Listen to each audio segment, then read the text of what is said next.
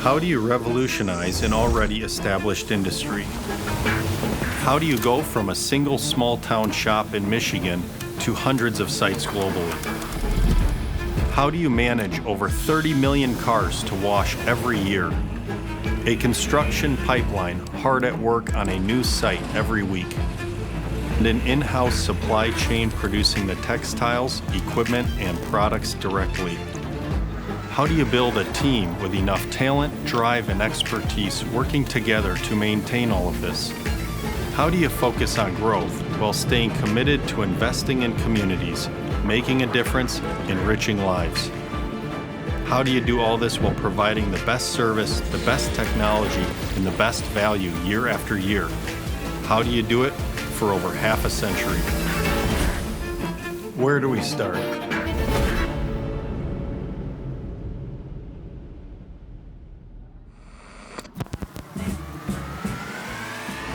My grandfather, June, and his brother, Sonny, grew up in Holland, Michigan, and he started in the car wash business in 1969.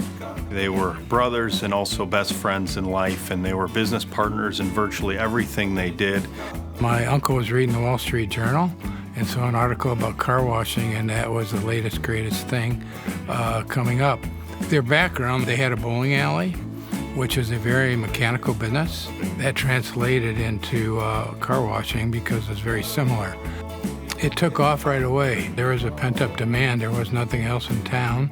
And my dad, his philosophy was always, what can we make something better today than we did yesterday? Sometimes rephrased as never good enough, but we put that in our blood, and we have every day in every way trying to make things better. For me, I started the equipment as a hobby, running the car washes here, but on the side I had this equipment business, and Ryan became an immediate part of that. My dad was very successful in the retail operations, and that's kind of what drove the equipment business, and he really worked as a consultant. So that's what I remember as a kid, is just every week somebody coming into town going, I want to see what Tom Essenberg is doing, and he was known very well around the industry and is today, and eventually we figured, hey, we can scale this into a business to serve and help people get into business, and that's what evolved into the Tommy Equipment product line. There was no magic success. It's like evolution and hard work and constant, never-ending improvement. At the time, it doesn't seem like you're really going anywhere. But when you look back, you go, oh, we came a long way, you know. We had been distributing equipment for other companies, and then my dad came into the office one day and said, hey, I want to change the shape of the equipment and make it into an arch. So Tom Ferris and I got a pipe from a neighboring business and bent it into a circle. My dad wanted to make the round arch aesthetically appealing, so this was kind of the foundation product. The idea of making a car wash become a retail business and not just an industrial machine. And that was before we had even called it Tommy's yet. I want it to be a designer line, like a Tommy Bahama, Tommy Hilfiger, and our first one was a car wash on 28th Street, and we installed our first Tommy branded location. You know, we started doing a lot of trade shows and trying hard to get awareness out there, but we were very much the underdog, kind of the newbie in the industry, and we stayed true to that. ROI was always the most important thing, and designing product that served high return on investment is always the right decision. And then things really started to take off. Our arches eventually got purchased by the thousands and thousands, and eventually almost every car wash in the country had something from Tommy Car Wash Systems in it. Big milestone for the company was in 2008 to 2010, rolling out the modular building. Our entire industry used to find a piece of real estate and then design a car wash to fit on it, and this led to car washes built differently every time. Tommy's was first to the industry to take the stance on, this is how a car wash should be built. Here's exactly how the layout should be, how the equipment should flow. Now let's only find land that fits that concept. That was a huge moment in history and really charted, the next decade of growth. Tom and Ryan started selling the building that we have today and built over about 100 units. We did about 100 with our building and our equipment package like that we call private brands. And we saw they weren't performing as good as corporate stores. He said, what are they missing? I would go out and do the startup. So I would be the one dialing in the car wash equipment, but I would also do customer service training. And it was the lack of consistency that I saw out there, and I couldn't hold anybody accountable. One of our friends said, you're selling them a jet fighter without a pilot's license. We're selling this awesome building, this awesome package of equipment, this awesome technology set, but we can't get the results we're used to. So the franchise was the next big milestone in leaping us forward. We call it the pilot's license. The idea for the franchise was actually an idea Ryan had been working on for 15 years. Trying to talk him out of it, but he was persistent. In 2001, I think it was, I made a decal to put up at one of our locations. Franchise is available. We didn't even have one or anything. I bring it up to my friends in the car wash business, and they go, "Are you crazy? Just run your own stores. You'll make a lot more money and have a lot less problems." So I tell Ryan that, and he goes, "Oh, Dad, it's more like I want to help the most amount of people I can." He went ahead and did it, and here's where we are today.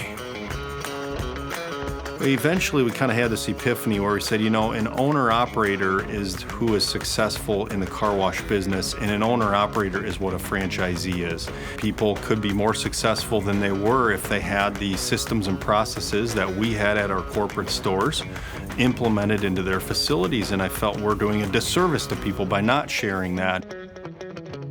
And it was like this aha moment where we took our 40 years of operational experience at the time and combined it with this Tommy equipment platform, and we had a rock-solid foundation to launch a franchise on.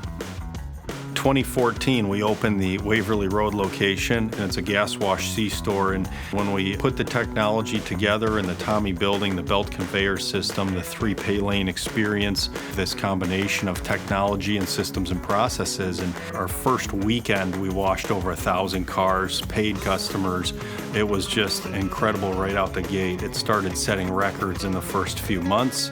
It became the talk of the industry around the world. And I remember a friend coming into town from a foreign country, and he said, "Wow, really nice job here. This is incredible. If you can do it twice, you really got something." You really only get one shot when launching a franchise.